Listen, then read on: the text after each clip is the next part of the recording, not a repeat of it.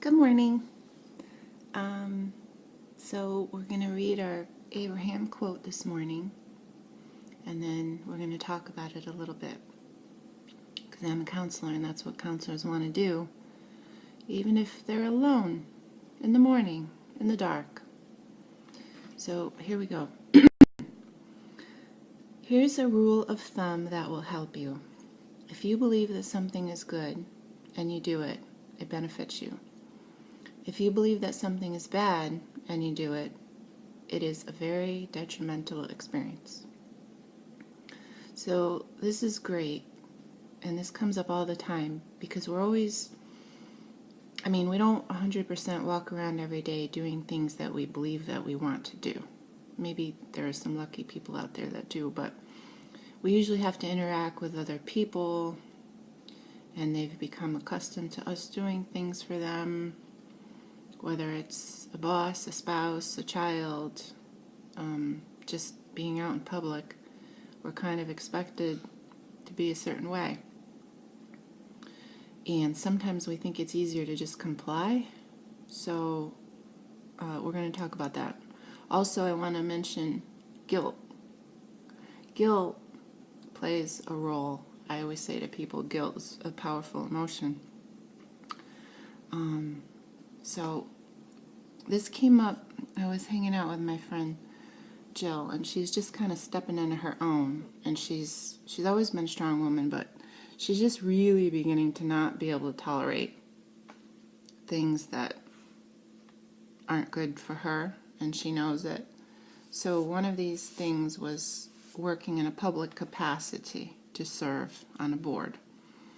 And it just started to not feel good to her. But yet she felt this pull of obligation.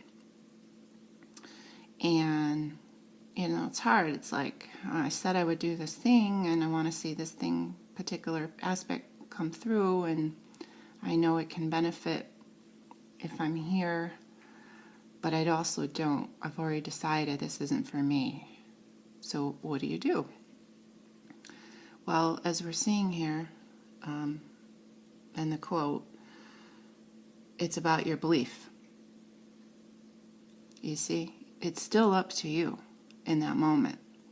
So when you're deciding something, you just have to work it around in your mind, whatever this action is that you feel you've chosen to perform.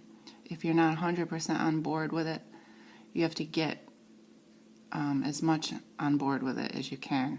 This is called lining up the energy. So to my friend Jill, I would say, I feel like you're going to go and participate because it's easier for you. Let's say the guilt of staying home would be too much for her. So this is the easier path. The easier path is to go. So I said, I see you going. What if you could just give yourself permission to not turn it on? Don't turn on 100%, Jill. Actually, because we're friendly, what I said was, can you just go all dead inside? But that would draw attention and make you uncomfortable. So she could go and decide that I have already given my best in the past, and I am phasing myself out because this has become uncomfortable for me. I don't enjoy it as I used to. So I'm going to keep more of myself to myself and maybe just be more of an observer than a participant. So that could be the answer. You see how that's a bridge.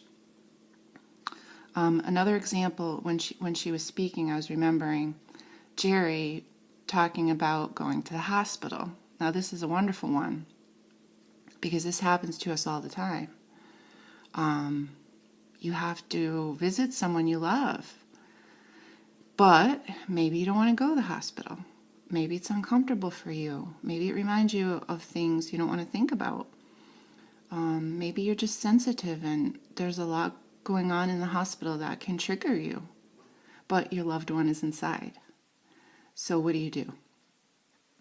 Well, you know, like I said about my friend, you can kind of sense the way the person's leaning. They're probably going to go to the hospital. It's just you want them to get right about the thoughts in regards to the hospital.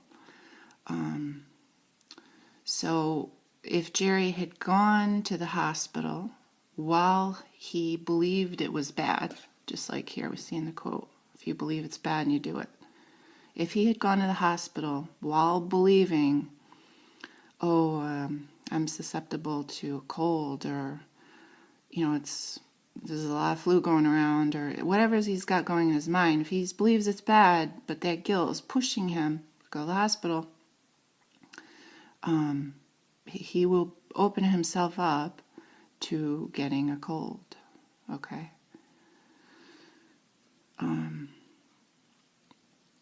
So he has to put himself in a place of thinking beforehand. He might take 20 minutes of quiet to sit with his thoughts. He might journal about it, because that writing makes it more concrete.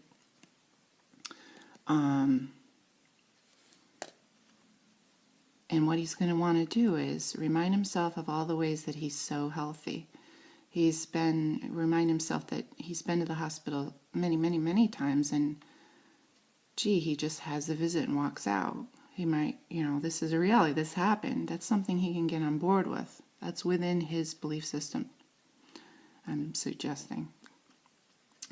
What else could Jerry do? He could say that they keep the place pretty clean. I think we can all conjure up a memory of walking in, watching the women mop, and so forth. We could say, Jerry could speak to himself and say, well, maybe I won't give so-and-so, a kiss. I could just be there and be warm and friendly and just sit across from this one. Or I'll stay a half an hour and that will still be meaningful to this person. This equality time there.